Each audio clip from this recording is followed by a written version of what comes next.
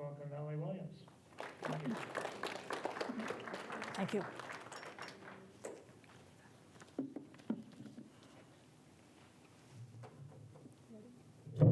Oof, yeah.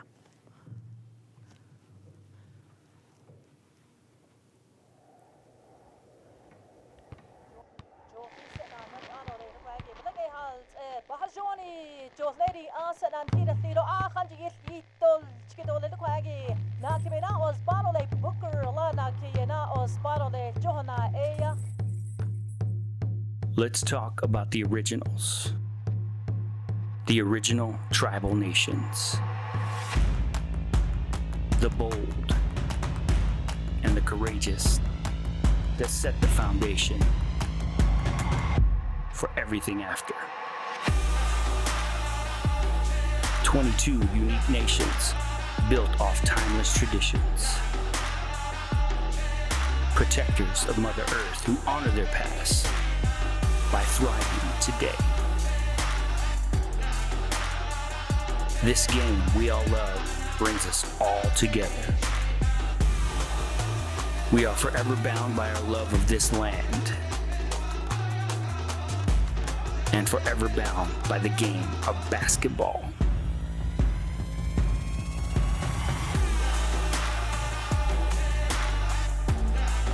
Together, we look to inspire the next generation by honoring our past and build new traditions.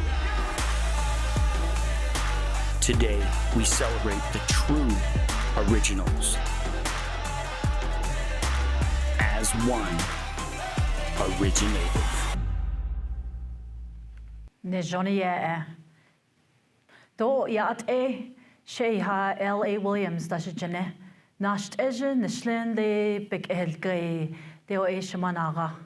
Aro Bashichini E Trapaha E Shajan le Baby Geba O Deo.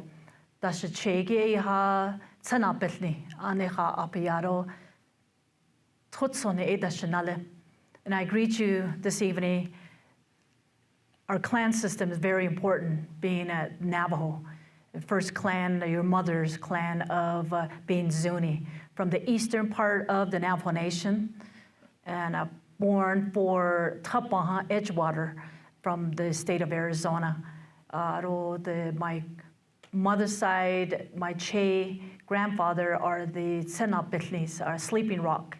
And from my father's side are the Big Water, Tutsoni, is how we're identified. So I'd like to say good evening and thank you so much for being here. All of you are freshmen, right? Freshman students coming out of high school. So this sets the stage for you in your career of where you will be at 10 years from now, 20 years from now, and you get to stand here 30 years from now and get to share your career. And so being who I am today has really given me so much in life, what was shared. And this video you just watched is in the state of Arizona. We have 22 tribes that represent the state of Arizona and broadcasting from the Phoenix Suns and how they teamed up in this originative. So I'd like to thank each and every one of you for coming this evening. Thank you for taking time out as well. And my career started there in Whitecone and went to Holbrook High School, just about an hour away, where I started my education. And being a sport athlete of running, playing basketball, track and field, and rodeo. We love rodeo. Somewhere along the way, we find somebody that loves the sport of rodeo. So the sport of basketball is something that we enjoyed. That in my era, it was different because we played with the men's boys basketball. The three-point line was not there, but we were very competitive. More of the credit was given to the boys. The boys had more credit than the girls back then, and that will change, and I'll lead you right into that. And in college life, I started at Diné College, or from high school to Fort Lewis College because of my athletic side of that led me to Fort Lewis. And so being a student there, and internship was one of my best part of being on the campus. I didn't afford my books. I didn't have enough material for being in the classroom. And my instructor told me that I need to sign up for work study to have a job and work, and at the same time being an athlete and that you are working and you're a student. This is something that you'll learn and give you experience further in life. And all of you are intern, right? Internship, because you learn what you're learning here on this campus. Further down the road, it'll show you that you have experience, and that's what they're going to look out for, having the experience that you get to share as well. And that led into being back on the Navajo Nation, where the radio station, a huge radio station, opened up back in 1986. They're a KTNN, the voice of the Navajo Nation, and they opened up a sports program, sports director. And when I came home, they put in bold letters, must speak the Navajo language, to actually be offered the position as the sports director at the radio. And when I saw that, I had to brush up on my voice of how my delivery will be, and that relearning the Navajo language, going to the council, going to the chapter, being in your community of relearning the language, and being very descriptive with our language, because painting the picture is something huge in our language. If you the tribe you represent here at the university, and that you're proud of who you are, where you're coming from, because your teaching is coming from your grandparents or your mother, because you're from your mother, your first clan is your mother, of the teaching that is given to you, representing. So that came back about in 1993, and being on the radio station, broadcasting basketball, and my love for the passion of basketball, and how I learned the game with a gentleman they brought to the basketball game on the sideline, and he sat by me, and he was blind, and we made a headset for him that came all the way, and the first game didn't crack a smile. Halfway through the season, he would just look at me. And the more I was descriptive, and I painted the picture for him of listening to the game. And at the state tournament came around, and he was jumping up and down, the ball down on the corner, now at the mid-court, at the half-court line, at the free-throw line, ball to Begay. Begay brings it down to Sosi. Sosi takes the ball down in the middle in the paint up for the layup off the glass and two.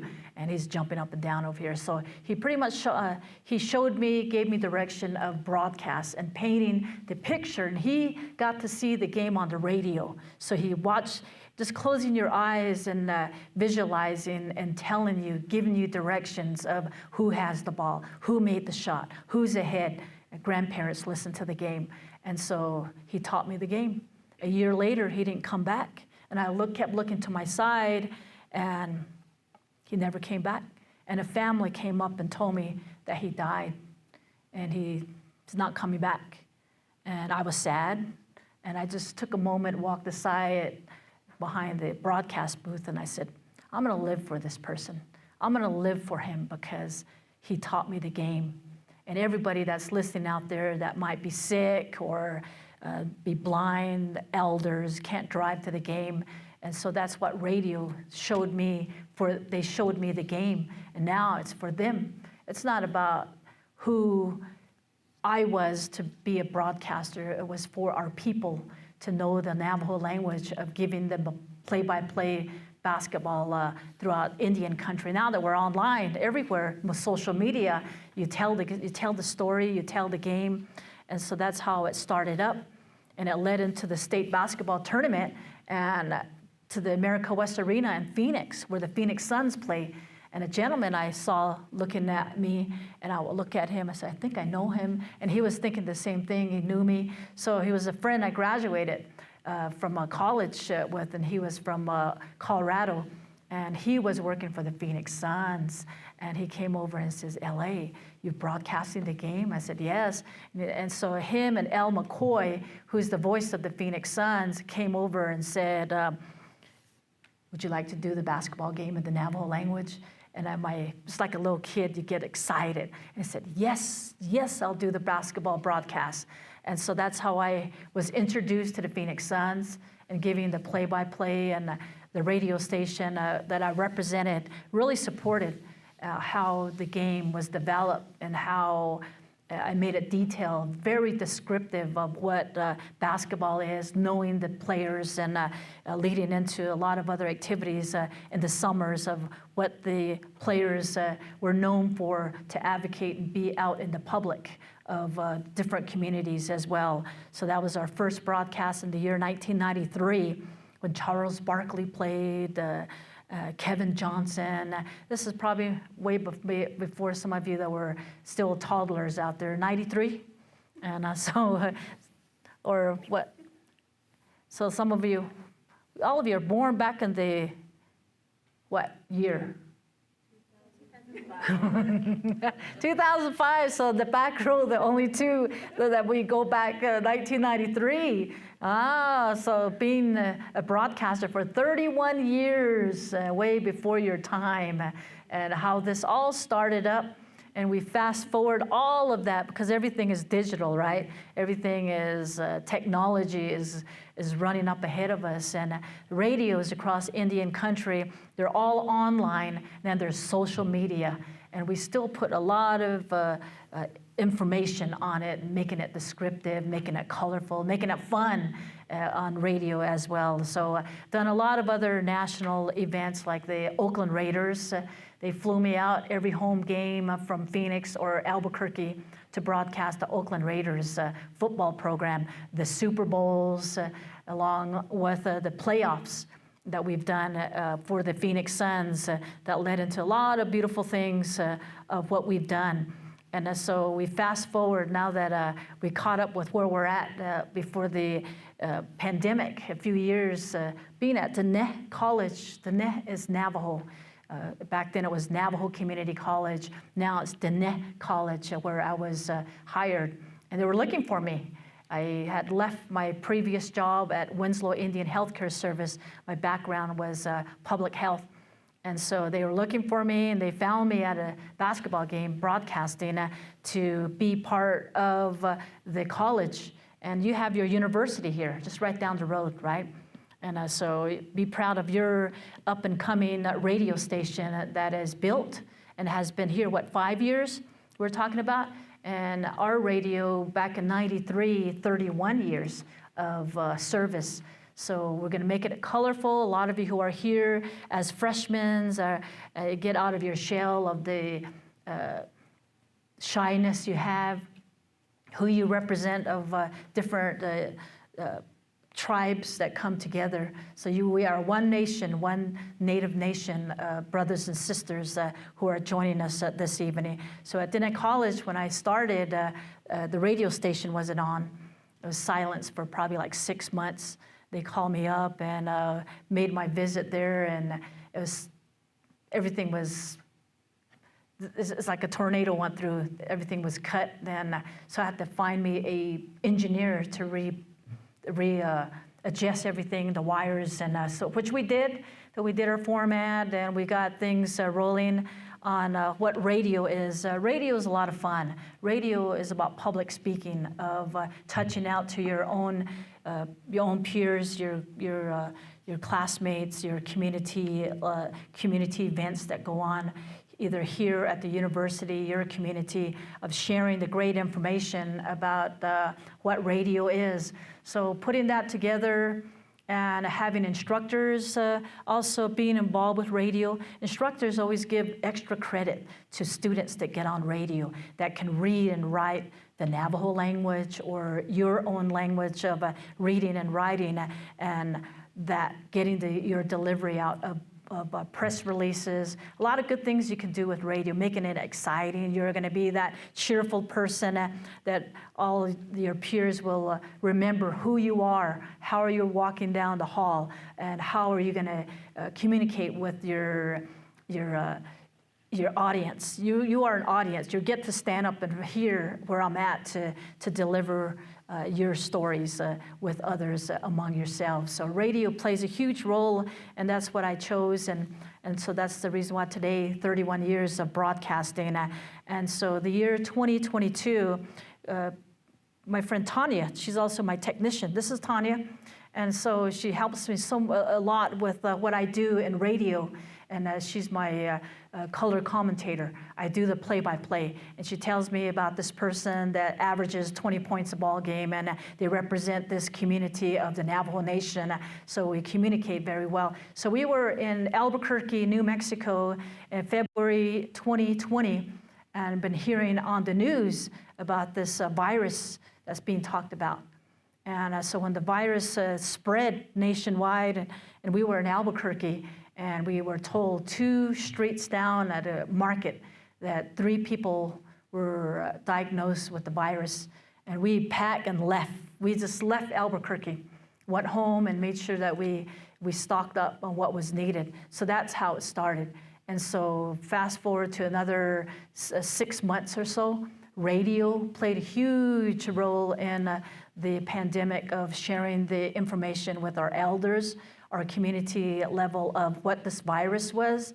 And so giving the information, di na nihiki e ya na ha nihitlia iya te nepe kea pakago to ya ashkonda nte abalati kahwat edi kompahanegi. So giving the information to our elders that this virus is in our homelands, and that we will pass into the future of getting past this virus. So a lot of you are probably interested in the broadcast, right? On TV network and the national NBA level. So Tanya, let's give them a clip and show our students here about our broadcasts of what we've done. But when it comes to the NBA playoffs, we know in this day and age, people can watch or listen to the games pretty much from anywhere. But when broadcaster L.A. Williams speaks, the entire Navajo Nation listens. Take a look. Sound good? Broadcast veteran L.A. Williams is unlike any voice you've heard over the airwaves. So once that microphone breaks, boom! Your clarity, good voice, all that in one is how you're going to produce a great production of what the broadcast is. Williams first settles into the play-by-play booth, and once tip-off arrives, she uses her words, the Navajo language, to paint a vivid picture to all of those who tune in. I grew up knowing the language. And so I brushed up on more terms, out with the old, in with the new. So you want to be more energetic. Although the approach is more about the detail than the action itself. The Navajo language is more descriptive. The game is quicker. I might be describing something, the ball's already going back down the other way. But my grandparents that are listening need to understand, so they will know exactly what happened. Williams got her start in the industry as an arena announcer before making the shift to radio. She's always stayed true to her roots, which shines when she's behind the mic. We still have our language to share that with our people out there. They can see the game on radio. That's the best part. Williams called her first Suns game in the Navajo language back in 1993 during the playoffs. And now 29 years later, Williams back in the booth to help shine a spotlight on more than just the game of basketball. I learned it through my grandparents, and they gave me who I am today, because in reality, being Navajo, Diné, I'm living 50 years ago what my grandparents prayed for today. Each unique expression shared over the air is a reminder of the Navajo culture that still lives and breathes throughout the valley. Who you are, how you identify through your ancestors, your grandparents, and what you learn in the Navajo language will take you further in life. How unique is that, right? Williams will be on the mic for every Suns home game throughout the entirety of the playoffs, including tonight with a tip set for 7 p.m. Right, so this came out 2 years ago. Coming back forward of last year. So this is last year's production, right when they reopened the venues after the virus or the pandemic. So when they reopened up is how I reconnected with the new staff they have under the Phoenix Suns. They had called me up and said, let's do the Phoenix Suns again 30 years later. And so when they heard that after the pandemic, all these media radio stations and TV networks started calling.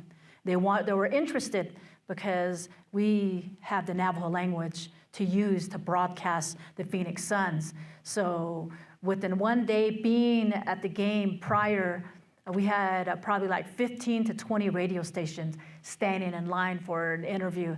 And so that made me think, it's time to tell the story. Hanet, it's time to tell the story about what we've been through and what had happened in the last 3 years of the pandemic. So I told Tanya, we're not turning down not one reporter, we're gonna give them a story. So each one, I gave them 5 minutes or less for the interviews. And so that's how this came together. And I surprised myself, but my presence and how I felt that day is how I delivered the information. And when I watch it myself, I surprise myself saying it's time to tell the story, or even that, which is true, during the pandemic, we got through hardship. You know, we went through a lot. We didn't see each other as friends. And so prayer was what got us through. Citizen prayer is what got all of us through the pandemic. And that now when we think back, when you're here, your presence, your grandparents prayed for you 20, 25, 30 years ago. They prayed for you to be here, to be successful, to be the student that you get to share with your communities. So that's your grandparents prayed for you, and that makes you who you are today. That's how I felt about this, that 50 years ago, my grandparents prayed for me, and that's who I am today. And doesn't that make you think, that way back 25 years ago, the prayers is who you are today. So that's how this came about. So a lot of you are taking notes for the class that were gathered. So let's open up with some questions and we'll continue. So raise your show of hands. So any questions you'd like to ask? Right over here. How many games have you been to? How many games have I been to? And the NBA, I average per year, I'd say about like 15 to 30 games. In high school, I averaged over 100 games. I broadcast today, I broadcast on 5 to 8 other radio stations. It was just one KTNN, and I left KTNN 10 years ago. And when I left, other radio stations started looking for me to broadcast on their network. And so weekends, other networks would pick me up to broadcast for them.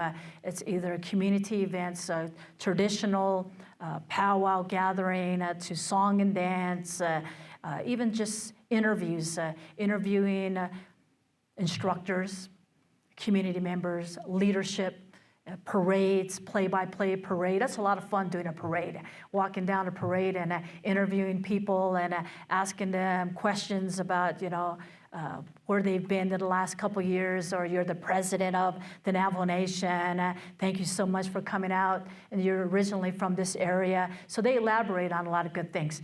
Anybody else? Give me some questions. I know you got right in the back there, yeah. What made you want to do broadcasting? That's a good question. What made me want to do broadcasts? Well, in high school, I was one of the top basketball players, and that I mentioned earlier that the boys were given more attention, and that back then the girls were better than the boys, but the broadcasters didn't see it. And so fast forward from there, going to college, my presentations in front of my classmates, I made it fun. I made my broadcasts very colorful on my work I'm doing. I compared shoes of Michael Jordan, the pros and cons of good shoes, bad shoes, popular shoes. So my presentations were outgoing, and I knew my facts. And so I had a good delivery. And my instructor, my lady instructor, not knowing that her husband would sit in the back and listen to my presentation, and he came up to me and said, "You play basketball?" I said, "I did." And he said, "How would you like to be our arena announcer for the next men's basketball game?" And I lit up like a little kid, and I said, "I would love to do that." And so it's that coming in. And so doing an introduction of a basketball game. Here's the starting lineup. At point guard, number 31, John Begay. At point from Diné, Arizona. At forward, we have Peter Jones from Winter Rock, Arizona. So they liked the introduction, and so that's what I was doing for him. And I practiced it on TV, and that's how it started, arena announcing. And then being at the college at Fort Lewis, they had me do the lunch updates in sports. So I'll run around, get my interviews, and take it into the studio. And last night, Skyhawks win by 1 to the end of the buzzer. It was Sean Martinez bringing the ball down inside, and a slam dunk wins the game for them. Now they are in the postseason. This is what he had to say. It was a great game, LA, so he gives his feedback, and that was my story. And that's how I started my broadcast, and I enjoyed it. And I still do. That's the reason why it's 31 years now. So what you love to do here on campus at university, what you like to see in the future of being a reporter or a journalist or being in the public, those of you who work here, is public speaking to customer service, right? You want to be that cheerful person, how you'll be approachable. They're going to like talking to you, asking you questions because of how you treat people. And that's something you're going to enjoy into the future of what you want to be. I tried to get away from it to work at the Indian Healthcare Service, and that didn't work. Because other radio stations heard my broadcast, and they were calling me. And at times, there's 3 of them want me to do a different game. Let's see, Monument Valley High School or Page High School, Holbrook High School. New Mexico has Farmington, Gallup. So they're stretching me different ways, but I try to stay in the local area where the distance not that far, and I'll schedule a game. And so they start fighting over different broadcasters.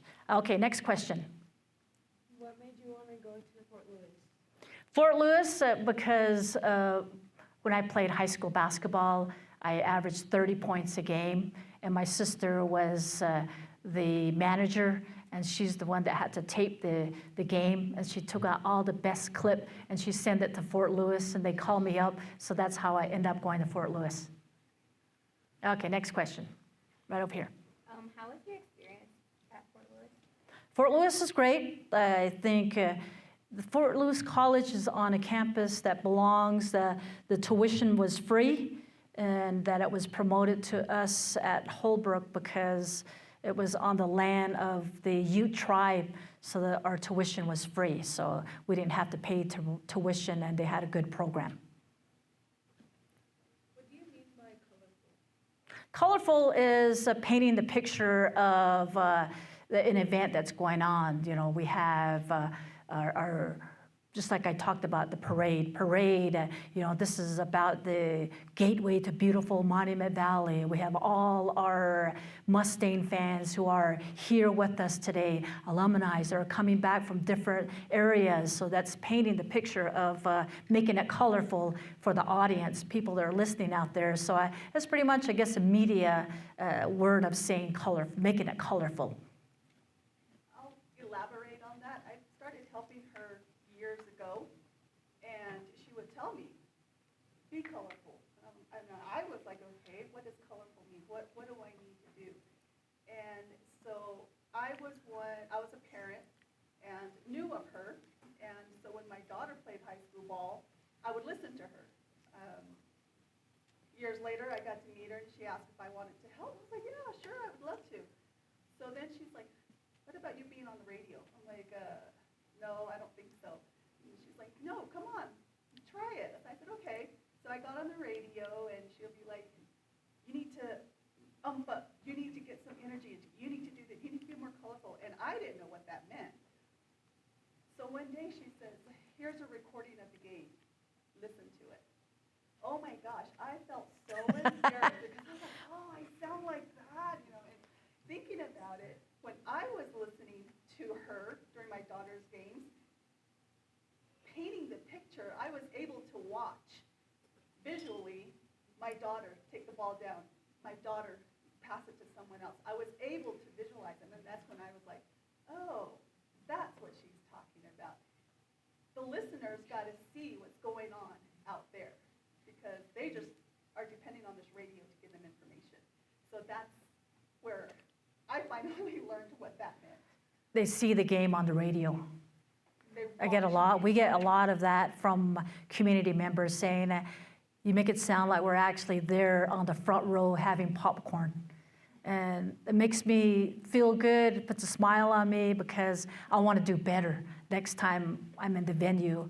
And that I always remember on this gentleman that's blind that showed me the game when I'm not feeling up to par of doing the game, and I look over here and I smile and say, get with the game. He's telling you this is your job, this is what you love, so give us the best broadcast you have today. So you got the picture of painting the picture now. Biga? All right, who's next? What's the highest scoring game you've ever had? Oh my God, like 5 overtimes that went up to midnight. We were doing a basketball game down in Phoenix, and it was between the Winslow Bulldogs and the Monument Valley Mustangs and Kienta. And it went into overtime. It was like 11 o'clock, and then went into another overtime, and it was midnight. I've never, ever broadcast a game at midnight. And that winning bucket was a basket that was made underneath that went back up, and the tallest player from Monument Valley tipped it in, and that was the ball game. And that was like midnight, 5 overtimes. Yes. Nana, who's up next? This is interesting and fun. Okay, here we go. How many NBA players have you met? Quite a few, and I've got some good photos. I mean, we lost Kobe Bryant, and I had the opportunity to meet him in the class, not classroom, but in the locker room, and we talk and how he knows like 4 different languages, and he was so excited because he didn't know about Native American, and how he said, Navajo? I said, yes, I broadcast the Navajo language, and I gave him a play-by-play sample, and he was like, wow. And he was young at that time, and he was very excited to actually exchange words with me, and I wanted to get an interview with him, but he says, no, I can't do that. I can take a picture. We can get a picture. So that's a picture I have of Kobe Bryant standing by him in the locker room. There was Charles Barkley, and along with Charles, recent ones, of course, you know, you have. Devin Booker. I gave them Navajo names too. Devin Booker's name is Bahajoni, like a cheerful guy, Bahajoni. And Chris Paul, who's the point guard, oldest for the Phoenix Suns, and he's called Natani. I call him Natani because he's older and he's the leader of the team. And then Deal was Aiton. He's a big guy. You can hear his jump on the floor. So Deal, he's making that noise. So that's how I identified the names. And I gave them names just to make it more colorful for our elders that listen. And that's how they know them now. Bahajoni, Deal, others that I gave names of the players. So I've met quite a few. After each game, you go into the conference room or the press room and get to meet. One highlight was huge for me, at the NCAA basketball tournament. I went to all the ASU games, Arizona State University, and I got to know the coach because 2 Navajo girls played on the team. There was Michelle Tom, Rainey Crisp, and Rainey Crisp from Farmington, New Mexico. Her parents played basketball, and she was the best player for ASU. And so going to the games, the front office of the ASU team asked me that if I was going with them to Nashville, Tennessee to play in the NCAA tournament. And I said, yes, I'm going. So I got on the plane with them and landed there in Nashville, and they won their first game. And I was looking at my badge. They give you a media badge. I was looking at it. It had Southwest Region, Knoxville, Tennessee, Lafayette, Indiana, and right there in Nashville. And I said, and I looked around, I said, Pat Summit? And they're playing tomorrow? So I drove to Knoxville, Tennessee, and I watched them play. And you think high school games are the best, with the loudest, the best team, with, 1,200 in attendance? I went to the NCAA tournament. They had 38,000 in attendance. Big drape opened up, and Coach Summit, Pat Summitt walked down with her entourage, all the securities in front of her, behind her, and the game started up, and she didn't sit until the first basket went in. And after the game, and we're sitting like how you seated media, and she went up to the podium and said, "Good evening, everyone. We had a great game," and she had her own cheat sheet. We had a good scoring tonight. We had 24 rebounds, 10 assists, and a good job by our guards that played tonight. So we succeeded. Thank you very much. Have a good night. And she walked off. It's like, wait a minute. I didn't ask a question. I was way in the back. And I said, "Hey, coach, you had Roberta Tahi from Gallup, New Mexico, Amy North from Tuba City High School that played for you last summer." And she looked and said, "As a matter of fact, I did." And she walked straight up to where I was at and she gave me an interview. And that was the best part of my NCAA career, when Pat Summitt had acknowledged me and gave me an interview right there in front of everybody else that couldn't get an interview. And then I said, Coach, can you please read this for me? And she said, "Sure." And she looked at it and said, "Hello, Navajo Nation. This is Pat Summitt with the Lady Vows. We love basketball on the Navajo Nation." That was the punch word of hearing those words. To this day, I still have that on tape, so I can still use that when I'm promoting my next basketball game of Pat Summitt. And then there's others like Shaquille O'Neal, and that's same with Kobe Bryant, how the team that travel on the road come to Phoenix, and there's one promotion that follow them that do all the dirty work, picking up their jerseys and everything else. By fourth quarter, they write down everything they want to eat. They want Italian, they want pizza, they want McDonald's. So he writes it down, and he'll leave the whole fourth quarter and bring all that into the locker room at the end of the game. And that's where you see Kobe Bryant with one large pizza to himself, and Shaquille O'Neal will have he'll eat 12 Big Macs. Yes, and this guy you can hear walking down the hallway, and but they bring a lot to attention. And if you go behind the scene and talk with these athletes, it's amazing how I was always asked by Charles Barkley. And Sir Charles, you see him during the tournaments when he's talking with TNT, right? And he favors certain teams. He may not support the Phoenix Suns, but he'll talk about how the game should be. But he would always say, "LA asked me the first question," and you will not ask him a direct question, he'll get upset. If I were to ask Charles Barkley, "You didn't meet your rebounds, you're short by one. What are you saying? I have a big head, big butt." He'll go off the way. So I would say, "Well, Charles, everybody wants to be just like you. What are you going to do about it?" That's where he'll laugh and cracks. That's where it's called break the ice for the interview person. You break the ice of telling them what they want to hear, because everybody wants to be like Charles Barkley, right? Sir Charles. Any other questions? In the back, let's get one of our instructors to our audience in the back. Got to have a question. Do you still play basketball?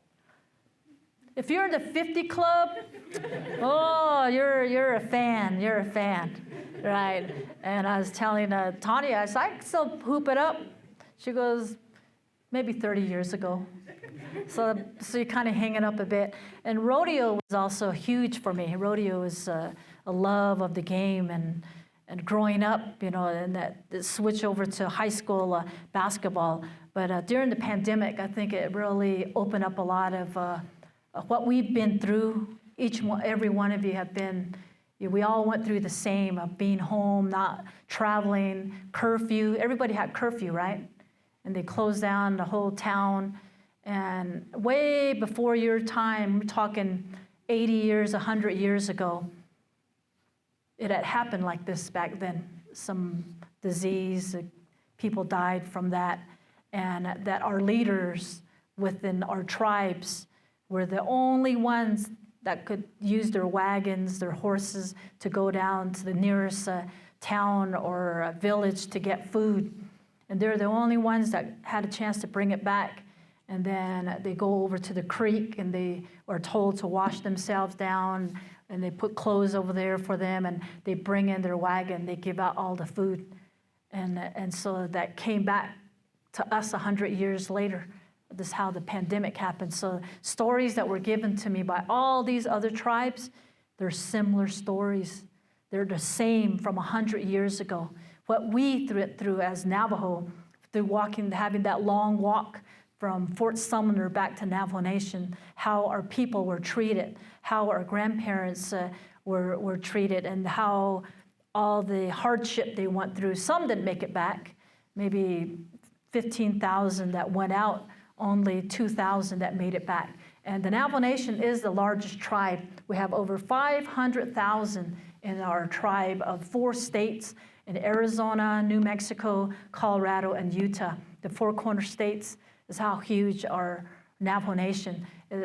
Driving from one area of the Navajo Nation to the other end to broadcast a game is probably 5 hours. And so I balance the states of doing a game on a Tuesday in Arizona. I'll travel to Utah and do a game on a Friday, travel to New Mexico, do a game on Saturday morning, and then Saturday evening in Gallup, New Mexico. So you calculate all the sites that we travel.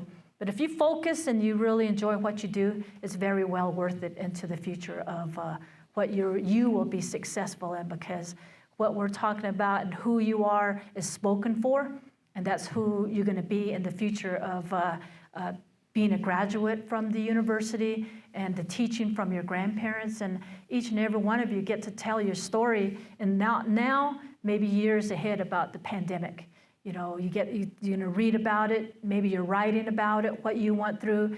You get to tell the story a few years from now when you're older, because it's going to take you back about the pandemic, of what we went through and how we survived, and how us Native American have gone off the reservation, and this is what we learned. So you get to tell the story, and that's what I get to do as well, telling the stories to elders and using more of the Navajo language to make it more descriptive, and having them understand what we went through, but we're going to get past it. But if you actually believe your tradition, your culture, your language, and you understand every day you get up and you pray. And what I went through, what I've seen during the pandemic, I look up to the sunrise, and there was a red streak all the way across. That red streak told me that Mother Earth is sad, Mother Earth is injured, Mother Earth is crying. And that whole 3 years, and one morning I went out and I prayed and I looked up and I had a smile and I was jumping up and down. It was nice. That red streak was gone. And it told me it was a new world, a new beginning, a new life. And that made me so happy to see the bright sun come out, because our elders, our leaders that died in the past years, they salute to us with the streaks that come up. They salute the world. And that's how we are recognized. And to see that, that was the best part of it. And I said, now it's time to tell the story of us Native American, where we came from and who we are. And always be proud of that. And how many of you can speak your language? Few, 2, just a little bit? So I would say I'm fluent, because I continue to talk my language, doing the basketball games and talking about traditional events, of knowing the language, and how these reporters had talked to me and asked me questions. Are you losing your language? I heard the Navajo are losing their language. And that put a dagger in me, and I told the reporter, no, I'm still right here. I'm still on this earth, still have my land, still have my clan. I'm right here, I'm not going anywhere. I know my language, my tradition, my culture, so I'm gonna live way further into life to tell the story. So that's interesting. Wanna watch another clip? It's fun, huh? All right, Tanya, you're falling apart, asleep over there, so let's do one more, and then we'll do more questions. It's interesting because you get to do something like this later in life because you're young. A lot of you, when I was your age, I wanted to get away from Arizona and move to Phoenix. Just kidding. It's always a joke, right? It's happened 29 years ago, the Charles Barkley era. fast forward, went past the pandemic, it's been in the works, and it finally came together to actually be here for the playoffs and winning the franchise record, and for the Suns to be this far. You know, the Navajo Nation is also part of it, and broadcasting all in the Navajo language play-by-play. So we've done it back in '93, 29 years ago. We're going to do it again, when we stepped it up a little bit, and we're good to go. How would you compare these two playoff runs between '93 and now 2022? Ooh, '93, they should have won it, but they lost to the Chicago Bulls with Paxton's three-pointer at the end, and it's been a drought all along. Last year, they lost to the Milwaukee Bucks with Mikey Budenholzer. I went to school with him back in high school. He went to Holbrook, so we were good friends, and he was in the Spurs back then. So today's life, they're younger, they're quicker, and they're ready, they're determined. It's time for them to win a championship. What was Mike Budenholzer like as a kid growing up? Did you think he'd be an NBA coach years down the road? You know, he was a gym rat. He was already playing basketball, and as a freshman, he was already playing at the collegiate level, and his father was the athletic director, so he came from a good basketball family in Holbrook, Arizona, and he went on to college playing basketball and landed in San Antonio with Popovich, and he grew and blossomed from there. Now he's Milwaukee Bucks, and so, you know, his team is doing good, and you know, he still represents the Navajo Nation area and state of Arizona too. Can you just talk to us about the Navajo Nation and how they are as Suns fans, and kind of how these broadcasts have been received? We love basketball. You've seen it in high school. And once we jumped the cradle, we're all about basketball. We've had that uncle, that grandfather, that auntie, that mother that played basketball. So it's in our genes, and we love it. You know, it's in all community. We're all about basketball. We pump it up a notch when it comes to the Phoenix Suns, and we're supporting 100% in the Grand Canyon State being the Phoenix Suns. And for someone that hasn't heard a Navajo broadcast before, how would you describe it to somebody? The Phoenix Suns are known as the sun. The Navajo way is Juhana. They're ready to play basketball. We're together, we're one team, we're determined, and we're going to win it all. And what sort of complexities go into translating it and broadcasting it live in such a fast-paced game?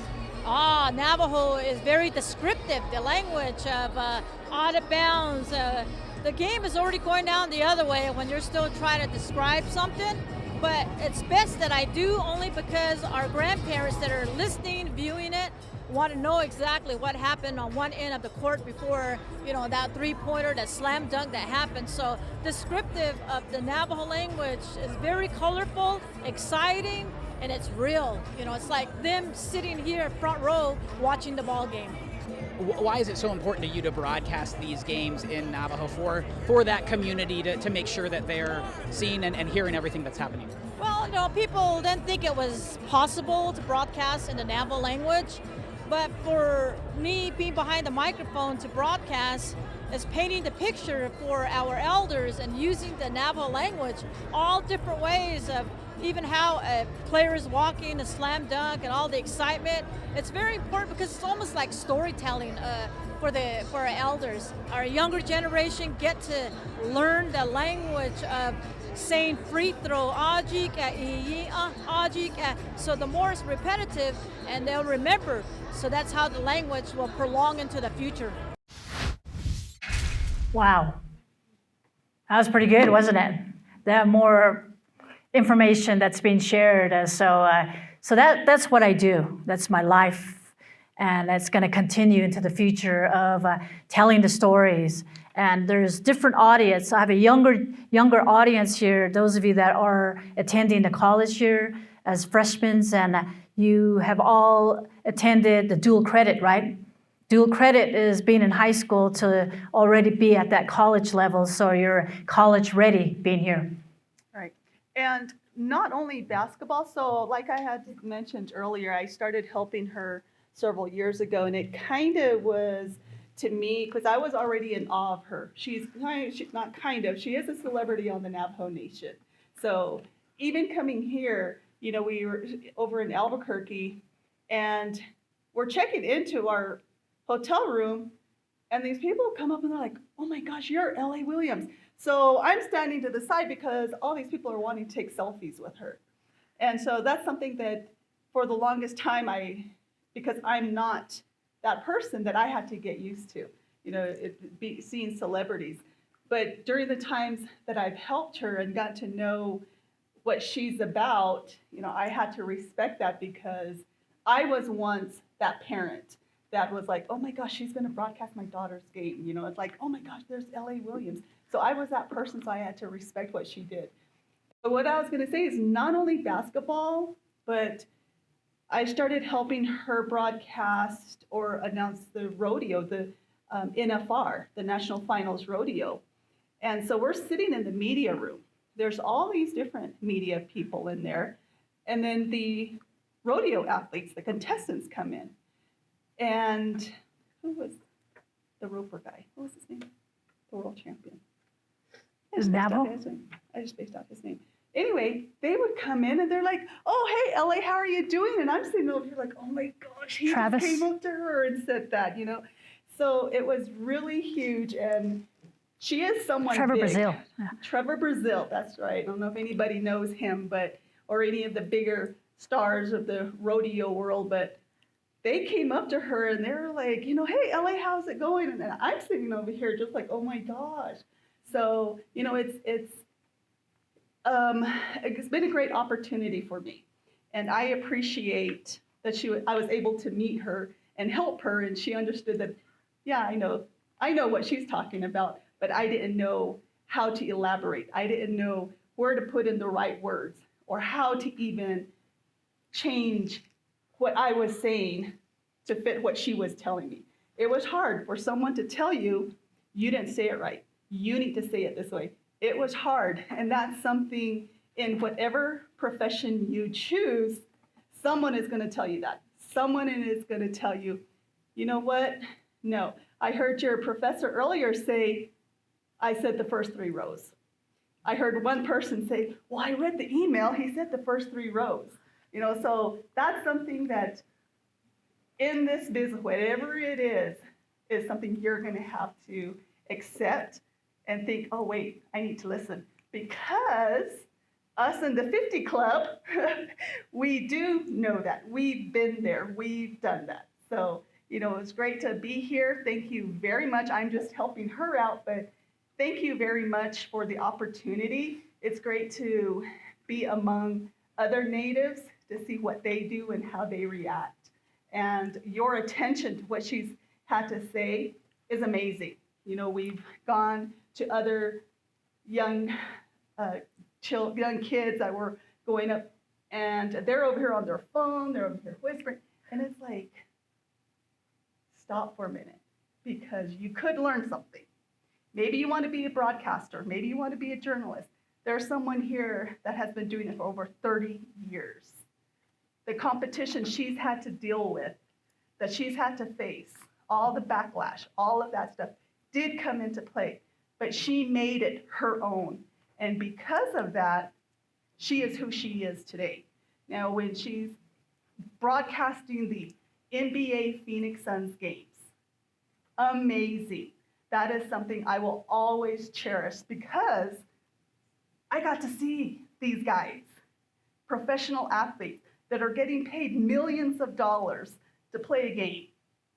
I got to shake their hand. I got to stand next to them. It's amazing. So, keep your head up, smile, because whoever you meet, the first impression is what they're going to see. Even if you're on the phone, smile. So thank you very much. And do you want to play this other? Sure. Hey, you guys. Yeah, we are expanding our team of broadcasters tonight. Some Hall of Famers, probably. Exactly. We have the legendary Al McCoy, who is now in his 50th season as the Suns broadcaster, also celebrating a very important birthday today.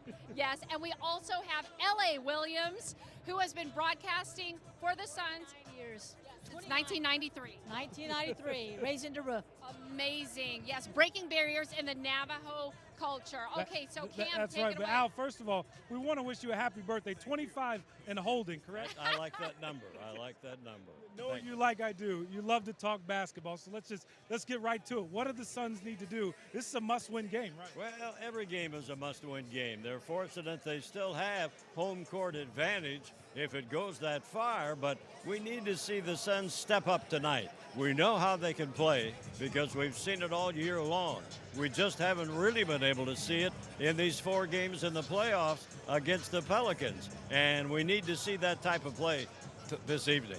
What's more important, shoot it better or be more physical? Well, be more physical because actually they've shot better than the 51% from the field, which is pretty good. Not very good from three-point range, but they just need to be more aggressive, more physical, and more intense to get a victory here this evening. Take that to the bank from the birthday boy, Thank right? you. Exactly. And LA, you've been announcing for the Suns in the Navajo community for, like you said, 29 years, since 1993. Are you living the dream? This is what you wanted to do. Pretty much. It's been spoken for from early childhood into the future. Today, it's a new world, new beginning. So we're raising the roof. So it's time. You know, Al McCoy has got to win the championship. You know, ain't that it? Because, you know, at that age he's at, we need that championship. So we're due for the Phoenix Suns to be winning. So that's where we're at today. So I have to ask you, how do you say happy birthday in the Navajo language? Bahajon go need this chin. Bahajon go need this chin. Happy birthday, Al. Thank you. That's wonderful. So we have a special gift for you. I know Devin Booker gave you the jersey off his back Now, Al, the other week. We can't top Franchise that. record. That's hard to Yes. do with 64 wins to give you a book signed jersey. Right, but we're gonna try. We're gonna give you a 12 News polo shirt, and if what you I've want, always Cam will wanted. sign that, What I've always wanted. Yes, right. yeah. and a hat. Oh, wow. And a hat for the sun, you know, in Phoenix, it's hot. Well, thank you. Thank you. Thank you for what you do. Also, 12 a News. sweet treat. No birthday is complete without a sweet treat. Ah. So, what would be your birthday wish for tonight? A win, a W. That's it. Of course. We didn't want to light it because we didn't want to burn the house down. A so, good idea. Yeah, during the commercial. Yeah. Thank you. Al, give me a prediction for tonight. What do you think? I think it'll be the Suns. I think they'll step up and be ready to close things out in New Orleans. There we go. In LA, how about from you? A prediction from you? Johana e tahanit nala pa dahishi squaggy. So it's a big win. We got Al McCoy on our side. It's spoken for, so we got to win. Yes. There we go. Well, it's simple. Al, we're going to have everybody some cupcakes now, all right? We'll have much more coming up in sports from the Footprint Center. Guys, back to you. They lost that game that night. All right, question. Okay, How was your relationship with Al over the years since you originally thought you couldn't broadcast the game in Diné? so 31 years ago, Al McCoy, who was broadcasting the Phoenix Suns back then at the America West Arena, and a friend of mine who was, well, a great friend of mine in college, was working as the marketing in the ticket office, and he was walking with Al McCoy, and he introduced me to Al McCoy. And Al McCoy was the senior director of broadcasting, and he had asked, can you broadcast the game in the Navajo language? And I just didn't hesitate, and I said yes.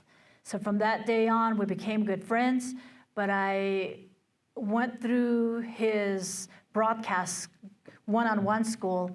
I spent a whole 2 weeks with him, learned everything about Al McCoy, how you prepare for the game, how you do your interviews in the locker room, in the community, after the games, the pregame, and leading into the game itself.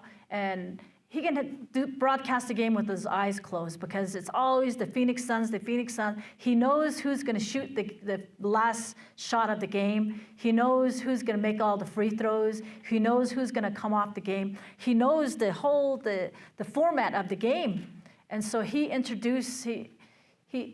my friend introduced him to us, and that's how we started broadcasting the game.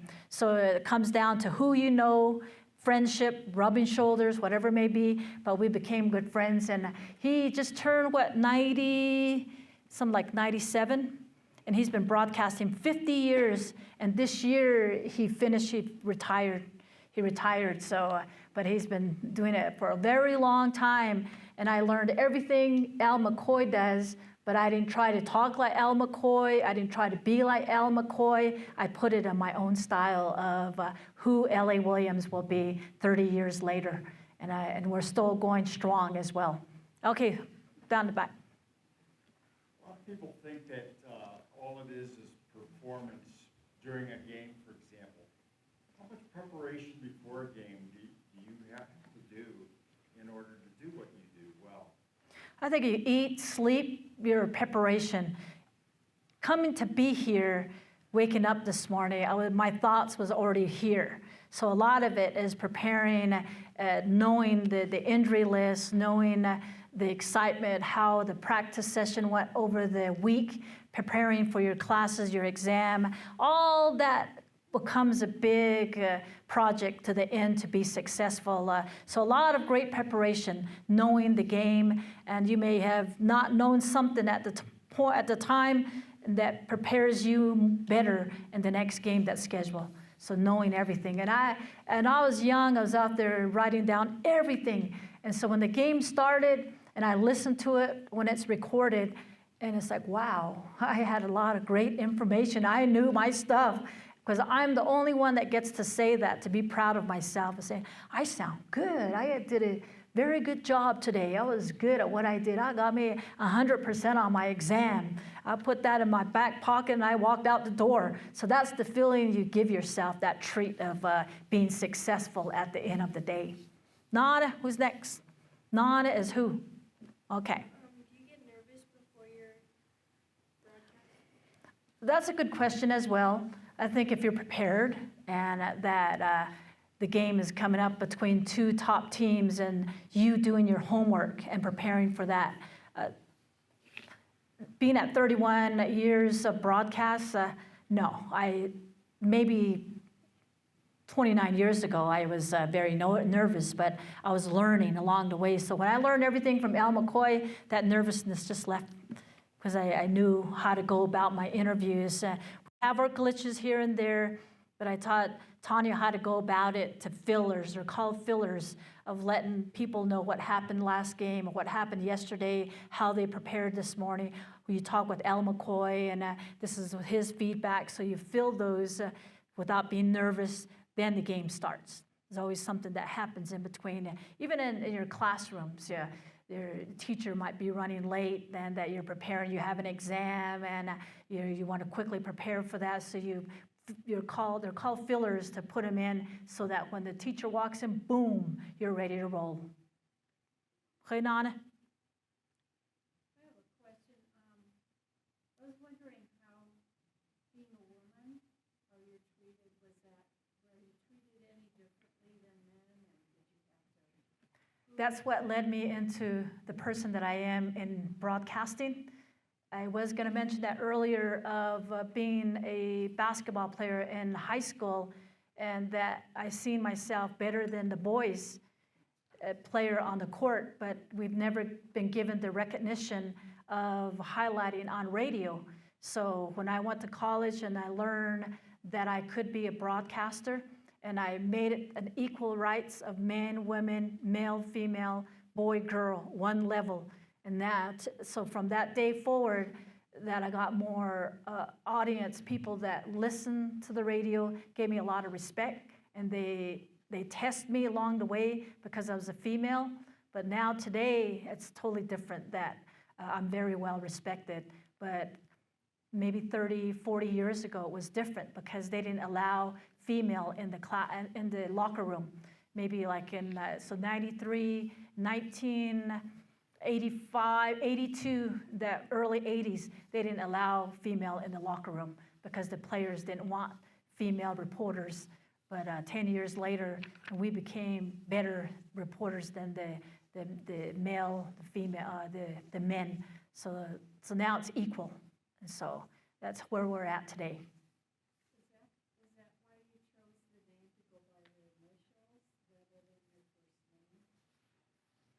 My real name is Laura Ann Williams. And that was so much to say, a mouthful. So my father said, from today on, you are L.A. So that's how L.A. Williams. And the name Williams came from a trading post man. My original, traditional, my father's side name is Red Horse, Belil Chi'i. The name Red Horse is Belil Chi'i. So back in the early 1940s, my father was going to a boarding school, and that the people that worked there couldn't spell Belil Chi'i. And the trading post man took my father and his brothers to the boarding school, and they wanted the name how to spell Belil Chi'i. Nobody knew how to spell it. And so the trading post man said, their last name is Williams. So that's how my name came about.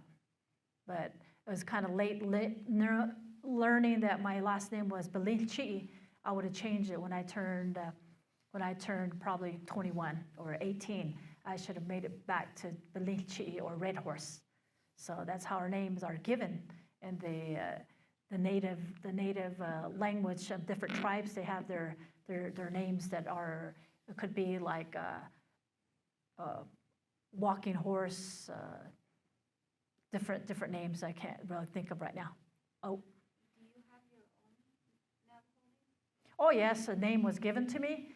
I used to rodeo so much, and a horse bucked with me, threw me, got back on, and a gentleman that was a leader sitting on the end of the fence and says, "Jo kon astan akatli," the cowgirl. The Navajos, astan akatli, cowgirl. That's how the name was given to me. Is they call me astan akatli, Lady Cowgirl. Is what my name is, Lady Cowgirl. So when the Navajos are talking, astan akatli aji gat. So that's how they know when I introduce myself to them, because they listen to the radio and they say, "Hey, and who are you?" And I say, "Astan akatli." They say, "Oh, okay." So that's how the response you get from them. Astan akatli tashijane. Then they remember you, because that's how they know you on radio. And the high school is LA. Everybody knows LA. There's LA over there. People talk about you, but I don't hear it. Tanya, she hears everything. Out of the blues, people come over, and these days they want a selfie. Yes, Chaynal Baturn, we're down just a few more minutes, a few more questions. Do you see like a lot of young native broadcasters up and coming that, will eventually be broadcasting in their native languages, or how do you feel about what the future holds there? I do represent Diné College in Saline, Arizona.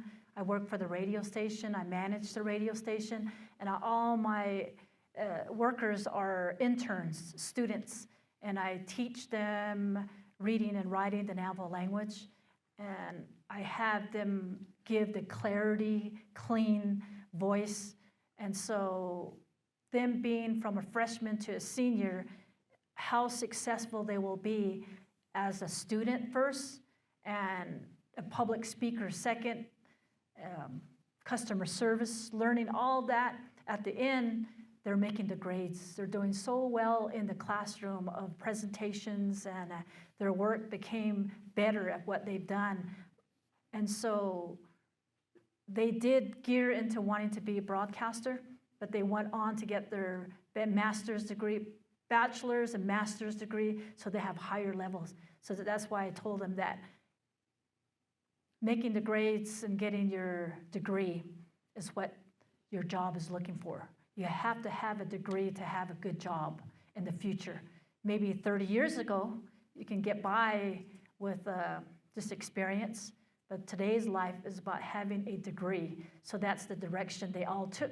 But they will come visit me and say, "LA, can you give me a press release?" And I'll print the press release at the top of the hour, and they'll say, "It is the top of the hour, 10 o'clock. You're listening to KXWR, Saline, Arizona. I'm Zandria Begay." From out of Winter Rock, Arizona, the Navajo Nation president had visited Kayenta. Navajo Township had promoted their, so they'll just come in and voluntarily read so they can still have that motivation and the smile of being behind the microphone. And I am waiting for someone that can come across and say, "You know what, I'm ready to do it. It's time to take over." But a few of them are still there in the local area, and if I had left yesterday, they'd probably be the ones applying because they know everything about the radio station. A few of them, I coach them, I teach them about radio, they've gone to the bigger radio station that I work for because they can read and write the Navajo language. Their strength was doing the news, the top of the hour news for our elders who really enjoyed their stories that they delivered for the bigger market of the radio station. So, but we make it fun, and there are smaller schools that are beginning to have the students take reading and writing the Navajo language. And how many of you can actually tell a clock? The clock over there, you know the time?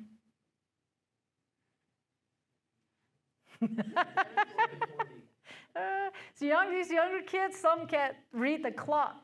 How many of you can read cursive or write cursive? Everybody. I think all the native tribes are beginning to, because some of the students can't even read when it's their birthday and you tell them to read their cards and they're just looking at it. Mom, can you read this for me? Because they can't read cursive, or they're just staring at the clock. They don't know the time because it's all on your phone, right? Everybody tells the time on the phone. So that was pretty much closing out, right, Travis? That was fun, wasn't it? Yeah, so if you Google L.A. Williams, Navajo radio or Navajo broadcast, there are a lot of other stories that you can catch. There are some of them that are like an hour, and those are during the pandemic. And those are real good stories. I made it bilingual, and they had 30 people that were on from all over the country, and they're the ones that responded, and they enjoyed my broadcast of what I talked about. And that I had people text me, because when I tell them, text me and give me a question. So when I'm telling a story and I look down and they ask me a question and I elaborate on it. And that was fun. It's still fun. Podcasting is also fun.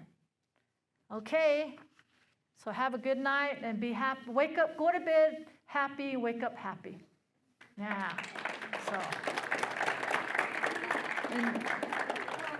And also keep in mind, a few of you that speak your language, I know it's hard, maybe grandparents not really sharing the language, but try. There are people out there that still teach the language now that it's on YouTube. We're learning the language, and that is our life.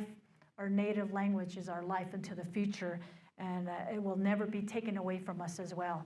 Our land we fight for, we stand on it. This is our Mother Earth and our Father Sky, and we pray every day for the better, and that'll make you who you are, because prayers are very powerful. It may not be overnight. It might give you a few days, weeks, even a year ahead of what you pray for as who you will be in the future. So dream big. That's right. Biga, hag on it.